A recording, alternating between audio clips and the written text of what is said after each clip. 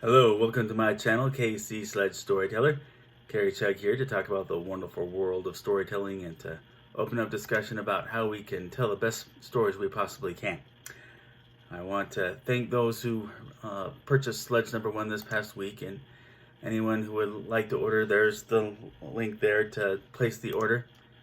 And I just got my artist John Rawson started on Sledge number 2, so we'll have that done as soon as we possibly can, and I'll make mention of progress when appropriate.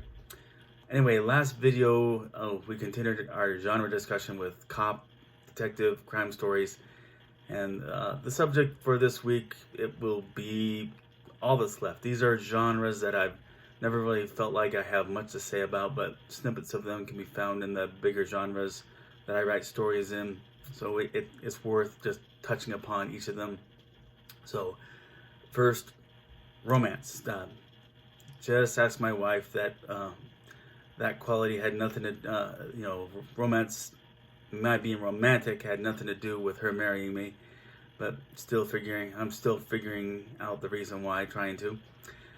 You have teenage romance and adult romance, which makes it interesting to see how different those perspectives are. I give that. Also interesting is the apparent need for movies with a central protagonist to have a love interest as part of the plot, and since that's a natural part of life, there's nothing wrong with that. It's just all a matter of how well it's portrayed, and it's become pretty formulaic lately, seemingly in large part due to the love triangle formula and the basic rom-com. But the real challenge is to make it all feel realistic, and I know for myself that love takes time, and you have to work that into a 2-hour plot. So I will say yes, that it's not something I'm going to completely ignore. In Sledge's life, that part of it will be explored, when I am taking advantage of it being in a serial format to give it a long curve. But next, comedy. To write stories devoted entirely to that genre, it seems like it's a matter of either you have it or you don't. Be that true, I'd say that I don't have it when it comes to putting together the funny situations from scratch. But the good news is that I've seen people laugh in the correct spots, who have, those who have read my scripts to give any advice. But how it works here is to just find the opportunities where you can pick out the naturally absurd aspects of it. So touch upon that and give it a comedic flair, sort of comedy relief. But it doesn't really take it doesn't take a natural talent to do it that way. But from there, moving on to horror. I'm not the man to consult on that. Never could get into the Freddy, Jason, Michael Myers, the Saw franchise. I'm mostly into classic horror. You've got the old Universal horror with Boris Karloff and Bela Lugosi, their various portrayals. Paramount's Jekyll and Hyde movie with Frederick March, that's a favorite of mine. The Hammer horror movies with Christopher Lee playing various movie monsters, and more recently Frank Langella's 1979 portrayal of Dracula. That's my favorite Dracula portrayal. But as I look at it all, the stories I've scripted, the closest I've come to dealing with that is just with robotic clones. So what I will say is, when it comes to those classic horror films, what's always been key to their appeal is a feel for the humanity of the supernatural characters. And I know that in any genre, it's all about the humanity of it, where people will connect. And finally, inspirational. So that genre's focus is to tell stories about overcoming adversity, and it's often faith-based.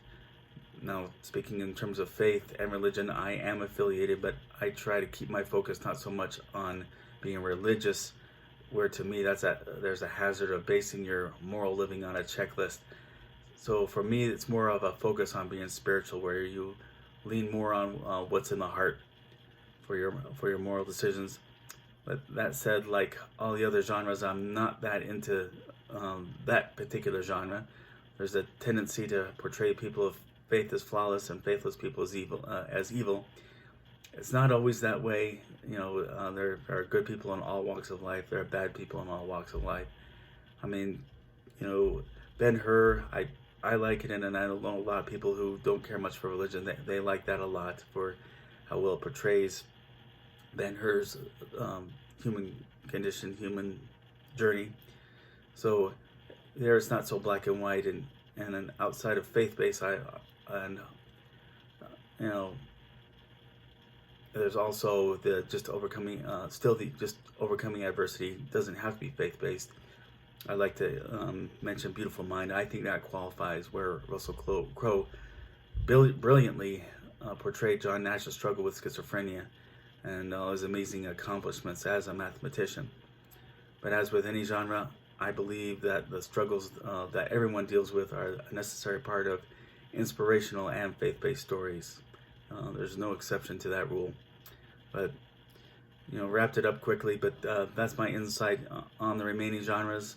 Thanks for watching. If you like this video, please click like.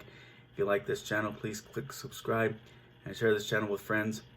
And I hope we can get some discussion going. Agree, disagree, something I didn't mention, please comment below. We'll keep hoping that things can turn back to normal soon and safely.